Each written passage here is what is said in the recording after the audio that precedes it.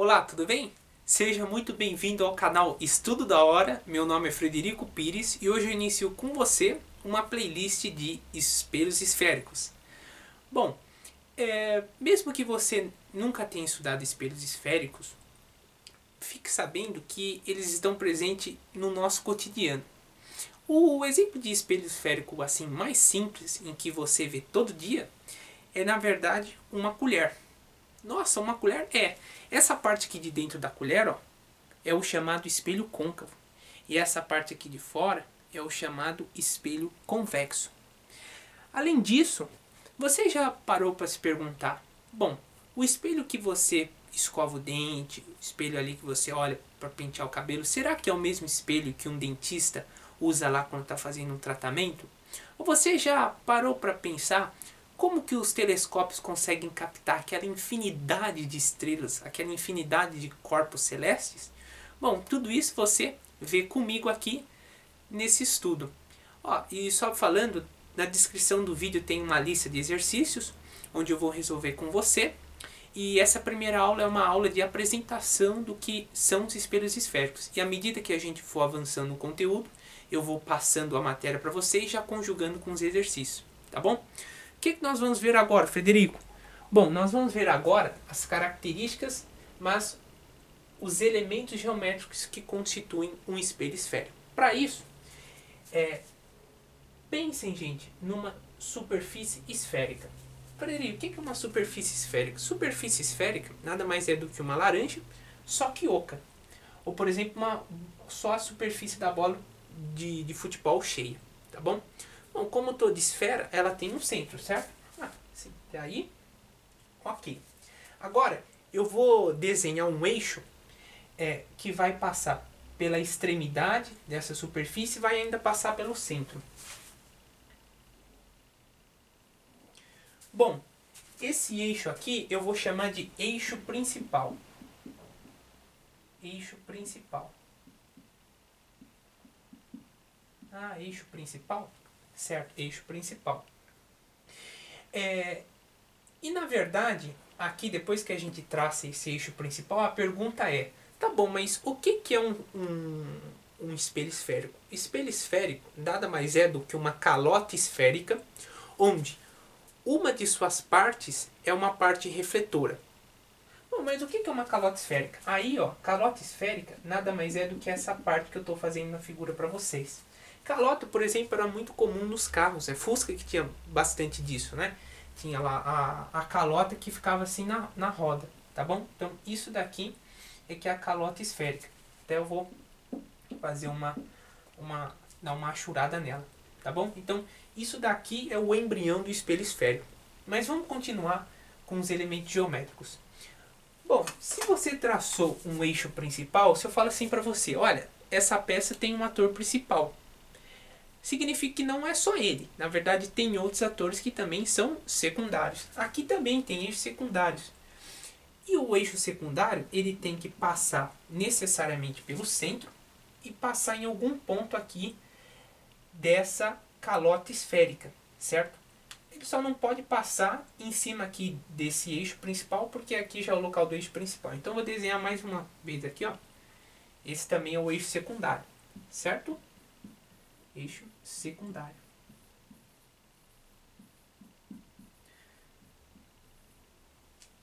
Tá vendo que, por exemplo, entre esses dois eixos secundários assim que estão na extremidade dessa calota esférica, aparece um ângulo aqui dentro, aparece? Aparece. Então, vou fazer para você um ângulo aqui, ó, um ângulo alfa.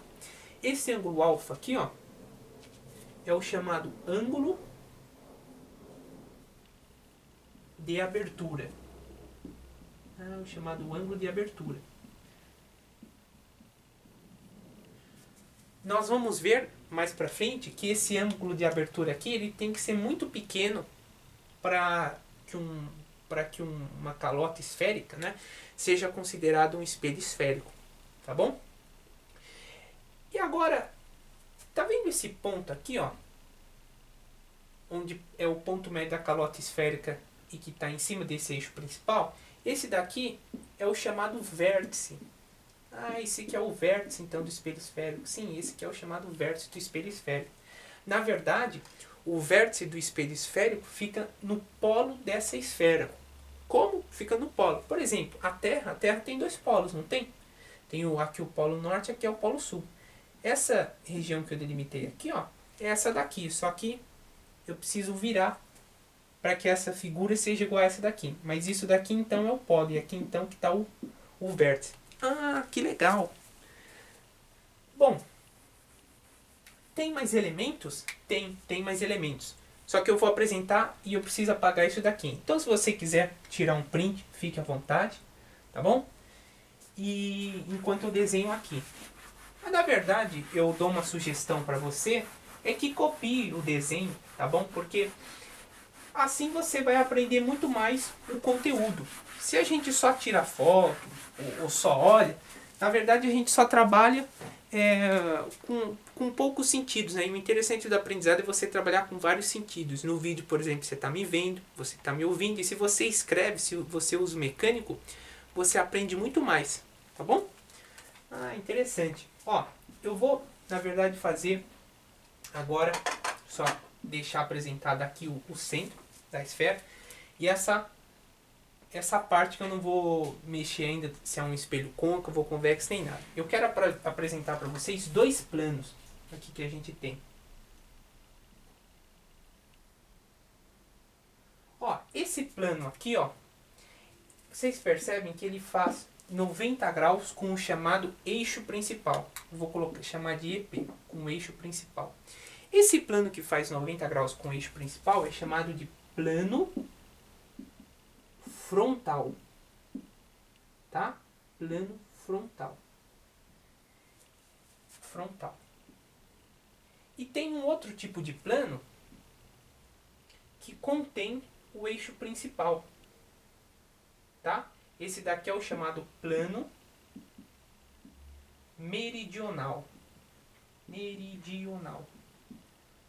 Plano meridional é como se fosse os meridianos da Terra, né? Aqui é o 0 graus de Greenwich, 15 graus, né? E vai de 15 em 15, para a direita e também para a esquerda, tá bom? Essa nomenclatura é importante porque daqui a pouco eu vou usá-la, em especial do plano frontal, tá bom? Ah, Frederico, mas está um pouco abstrato para mim do que é esse plano frontal e esse plano meridional. Na verdade, eu vou simplificar para você. Eu vou pegar esse espelho e trazer aqui para frente. Então, esse daqui é o eixo principal. O plano frontal, ele está assim, ó, fazendo 90 graus com o eixo principal. Tá bom? Ah, que interessante. Então, ele faz 90 graus com o eixo principal. E o plano meridional, como que é? O plano meridional está aqui assim, ó. Você observar, ó, é como se fosse uma linha aqui em cima do eixo principal, não é? É isso mesmo, é uma linha em cima do eixo principal. Então, esse é o plano meridional. E esse daqui é o plano frontal. Tá bom? Nossa, que interessante. Então essa parte de elementos geométricos, na verdade, já está finalizada. Agora que nós vamos ver o tal do espelho côncavo e convexo. Tá? Ponto 1.2, né? Tipos de espelhos. De espelhos. Lembra lá que eu comentei que, na verdade, o espelho esférico nada mais é do que uma calota esférica onde uma das suas superfícies é refletora? Então, ó, se eu traço eixo principal nesses dois, eu vou dizer que, ó, essa parte aqui de dentro é a parte refletora. E como que você define isso daqui? Porque eu tracei esses pauzinhos aqui, ó, na outra extremidade. Isso daqui é uma indicação de que esta parte aqui de trás é a parte não refletora, tá bom? Ah, que legal, então é essa parte não refletora. Ah, que interessante. Agora, quando eu faço aqui, ó, significa que qual parte é a refletora? Aqui não tem os pauzinhos, então essa parte daqui é a parte não refletora. Não refletora.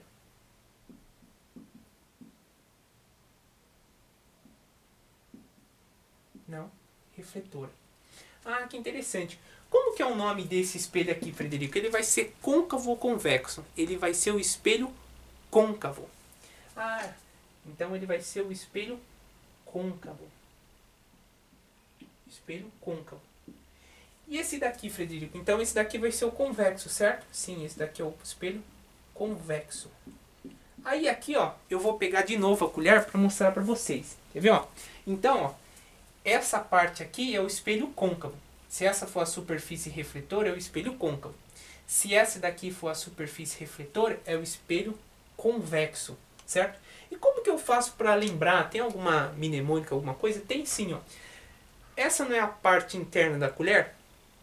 Então aqui é o espelho côncavo. Ah, não ajudou muito. Tá bom, mas a gente vai ver agora essa parte. Então essa daqui é a parte exterior, externa da colher, não é?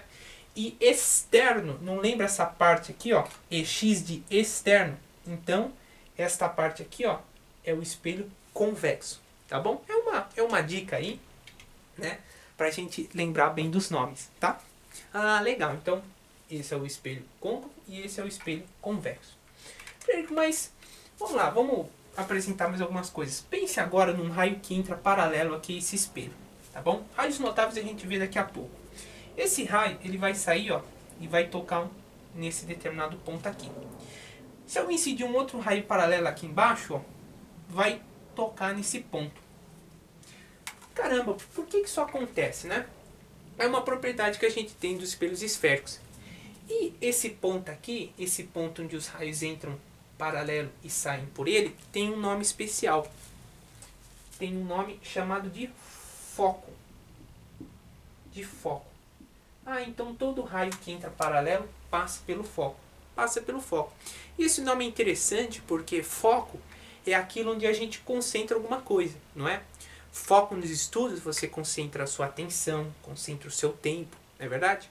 Aqui, ó, a energia luminosa que vem, por exemplo, do Sol, ela na verdade é concentrada nesse ponto, é concentrada nesse foco. Pô, Frederico, se esse espelho faz com que a energia luminosa se concentre nesse ponto, será que se eu colocar um fósforo aqui ele acende? Ele acende. Para vocês verem como o espelho esférico tem uma aplicação, certa vez eu vi na internet um espelho feito lá no Paquistão. No caso ele era parabólico, a única diferença é que ele é um pouco mais fechado. Que o rapaz ele estava fazendo um frango cozido, né? Então ele aproveitava a energia que vem do sol e colocou um fogãozinho aqui, né? E aí colocou a panela lá em cima. E você precisa ver, parecia um fogão mesmo a gás, né? Você vê, estava borbulhando lá o molho que ele estava fazendo. Então realmente tem utilidades muito grandes, certo? Beleza. Tá bom, agora vamos analisar o que acontece no espelho convexo. Então, quando os raios entraram aqui no espelho côncavo, eles entraram paralelo e se refletiram aqui, ó, nesta parte, certo? Agora veja só o seguinte, se entra um raio paralelo aqui, ó, tanto em cima quanto embaixo, eu pergunto para você, será que eles vão se concentrar, será que os raios refletidos vão se concentrar no mesmo ponto aqui, ó, que do espelho côncavo, num foco aqui desse lado? Bom, certamente você pode falar assim, não, né, porque se concentrasse no mesmo local, não teria por que serem espelhos diferentes, talvez você poderia pensar assim. Mas na verdade, o que se percebe é que esse espelho ele vai sair passando pelo foco também. Só que o foco não é nessa região. O foco é nessa região aqui, ó. Caramba, mas como que o foco pode ser aqui? Na verdade, esses raios de luz, eles não vão conseguir atravessar esse espelho, porque aqui é uma parte refletora. Então, na verdade, ó, eu tenho que traçar o prolongamento, ó, dos raios de luz que passariam pelo foco. E agora, ó, eu vou analisar a direção desse segmento que eu fiz e eu vou desenhar o raio refletido. Ó. Então vai ser assim, ó, o raio refletido, ó, ele sai na direção do foco. Ah, que interessante. Então, quando os raios entram em paralelo, no espelho convexo você tem que ver o foco, que está na parte não refletora, tá bom? E aí traça o prolongamento e você faz com que o raio saia assim, tá bom? Agora, Frederico, Eu já ouvi falar num nome, por exemplo, como zona real, zona virtual. O que, que é isso? Bom, tá vendo que esses raios aqui, eles podem chegar de qualquer ponto, né? Eles chegam do Sol, né? Pode sair de um objeto que emite luz própria, ou até mesmo pode ser de um objeto que não incide luz própria, mas a luz incide e reflete, né, no espelho. Então, essa daqui é a zona do nosso dia a dia, é a zona da nossa realidade. Por isso que a gente chama essa zona de zona real. A zona real, né? Então, onde eu vou colocar o objeto, não é? E essa outra parte aqui, a parte não refletora, ela recebe nome? Ela recebe o nome de zona virtual. Ah, que interessante. Zona virtual. Aqui também no espelho convexo acontece a mesma coisa. Acontece de onde provém os raios de luz, eu vou chamar de zona real. Tá bom? Zona real. Então quer dizer que essa parte não refletora é a zona virtual, Frederico? Isso mesmo. É a zona virtual. Nossa, que interessante. Mas espera aí. Bom, até aqui é compreensível que o foco esteja na zona real, né? Porque é aqui que eu coloco a panela, tal, para poder fazer a comida, alguma coisa, coloco um fósforo para ele poder queimar. Mas esse foco para mim está muito abstrato na zona virtual, porque você vê, os raios batem nesse espelho e saem se refletindo. Como que esse foco aqui pode ser virtual? Na verdade, isso daqui às vezes causa uma estranheza, né, gente? E o interessante estudar essas matérias de exatas é que a gente vai abstraindo o pensamento. Ó, quando você se olha, por exemplo, num espelho plano, né, no espelho que você escova o dente, no espelho que você se penteia, o que acontece? Você olha e vê sua imagem lá dentro do espelho, não é? Então, essa imagem lá dentro é, na verdade, a zona virtual. Ah, que interessante. Então, o foco, né, ele estaria no que eu olho, no que eu vejo dentro do espelho. Isso, é isso mesmo. Então, essa é uma explicação do foco ser virtual. Tá bom? E essa distinção ela vai ser muito importante da gente analisar o foco sendo real para o espelho côncavo e aqui o foco ser virtual para o espelho convexo. Tá bom? Você pode tirar um print novamente, né? Ou melhor, ir anotando. Enquanto eu vou passar uma outra parte para você. Porque é o seguinte, Frederico, será que toda calota esférica pode ser considerado um espelho esférico? Bom, aí nós vamos ver o que precisa para ser considerado um espelho esférico, tá bom? Então vamos lá. Estamos acabando essa primeira parte da aula, tá bom, gente? Legal, hein? A gente tá vendo um montão de coisa interessante. Aqui,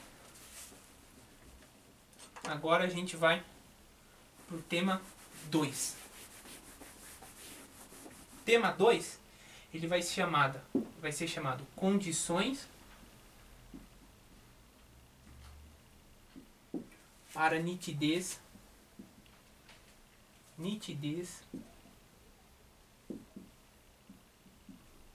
de Gauss. Então, por exemplo, quais são as 3 características que tem que ter uma superfície esférica, né, uma calota esférica para ser um espelho esférico? A primeira delas é o seguinte. Lembra daqueles raios que incidiram no espelho? Eles vieram como? Vieram paralelos, não é? Então, os raios de luz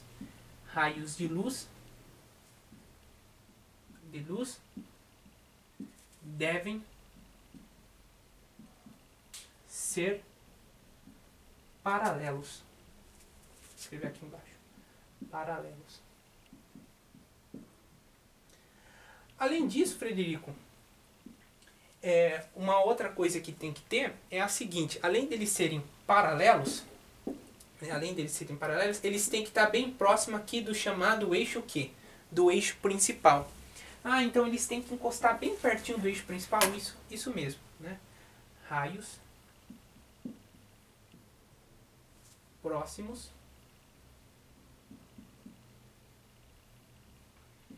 do eixo principal.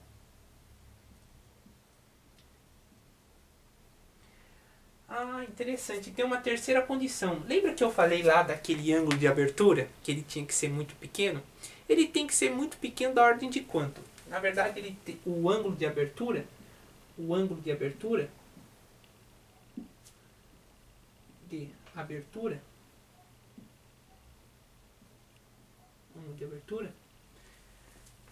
deve ser menor,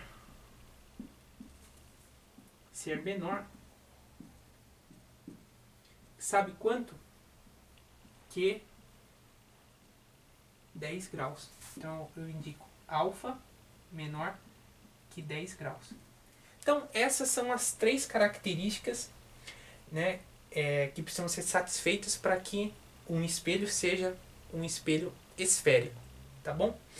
Agora quero fazer um comentário especial. Tá vendo essas duas características aqui? Os raios serem paralelos e serem próximos ao eixo principal? Vamos subir ainda mais o nível? Esses raios têm um nome interessante. Eles são chamados de raios paraxiais. Raios paraxiais. Então, raios paraxiais são ao mesmo tempo paralelos e próximos ao eixo principal. Aí, ó, você deve ter notado esse nome Gauss, né? Gauss, ele, na verdade, foi uma pessoa muito importante na história, né? Carl Friedrich Gauss, ele tem uma contribuição muito importante. Foi matemático, físico, astrônomo e também inventor. Na matemática trabalhou com a parte da teoria dos números, com cálculos, né? Desenvolveu trabalhos de Leonhard Euler, Lagrange, Newton. Mas ele ficou muito conhecido por, aos 10 anos de idade, elaborar a fórmula da progressão aritmética, a fórmula da soma de uma progressão aritmética, né? Quando o professor dele pediu para que ele somasse do número 1 até o número 100. E aí rapidamente ele fez lá, né? Foi o primeiro da turma a terminar. Como astrônomo ele já foi diretor do Observatório de Göttingen, ele inclusive que descobriu, né, o planeta Ceres. E como físico teve contribuições muito importantes na parte da óptica, do espelho esférico, na parte de lentes, mas ele é muito conhecido pelo seu estudo sobre a chamada Lei de Gauss, que constitui uma das equações de James Maxwell, que é considerada a base do eletromagnetismo. E o que diz a Lei de Gauss? A grosso modo, gente, é o seguinte: a Lei de Gauss ela estuda a relação entre as cargas elétricas contidas numa superfície esférica fechada, né? Então, por exemplo, você tem uma superfície esférica fechada com várias cargas aqui dentro, e essas cargas vão produzir um fluxo elétrico, certo? Então a Lei de Gauss estuda essa relação entre o fluxo elétrico e as cargas elétricas internas a essa superfície esférica, tá bom? Gente, é muito importante a gente conhecer alguns personagens, certo? Agora você pode se perguntar, Frederico, mas o que acontece, por exemplo, se um raio de luz não entrar paralelo a um espelho esférico? Ou se ele não entrar muito próximo? Ou será que, o que acontece se o ângulo de abertura assim for um pouco maior que 10 graus? O espelho continua sendo esférico, como que eu prossigo? Na verdade, essa pergunta eu te respondo no nosso próximo vídeo, tá bom? Fico muito feliz de você ter acompanhado a aula até o final e te espero lá. Bons estudos! Obrigado!